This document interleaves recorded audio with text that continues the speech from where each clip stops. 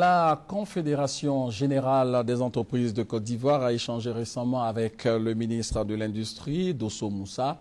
Le président du patronat ivoirien, Jean Kakou Diagou, a dit au ministre que la crise post-électorale a eu un impact négatif sur le privé.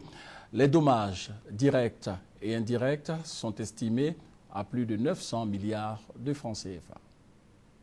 Embargo, arrêt du système bancaire, combat, pillage.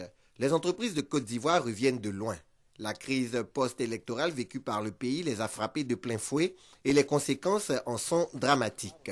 Les responsables du secteur privé l'ont signifié à leur tutelle au cours d'une rencontre qui a duré environ 2 heures d'horloge. Les dommages sont très importants. On les évalue sans penser aux PME-PMI que nous n'avons pas encore évalués et qui ont subi des dommages très importants.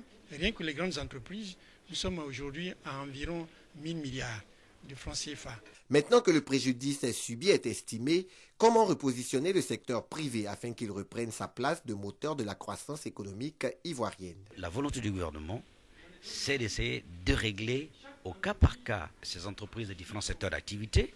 Maintenant, il appartient au secteur privé de s'organiser pour ne pas laisser pour compte donc, des entreprises. Ils ont demandé un dédommagement direct. Bon, c'est une doléance, mais tout cela devrait être débattu pour qu'on puisse faire des propositions opportunes au gouvernement. Les entreprises ont jusqu'au 15 juillet prochain pour déposer leur dossier.